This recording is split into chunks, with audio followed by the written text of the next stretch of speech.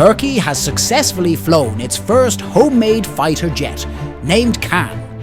This advanced aircraft, considered a cooler cousin to the F-35, is set to replace Turkey's aging F-16 jets. During its maiden flight, Kan stayed airborne for 13 minutes, reached an altitude of 8,000 feet, and flew at a speed of 265 miles per hour, impressive for its debut. The President expressed great enthusiasm, stating that they have reached a critical stage in developing their own high-quality fighter jets. This new plane is likely to make their allies proud and their enemies nervous.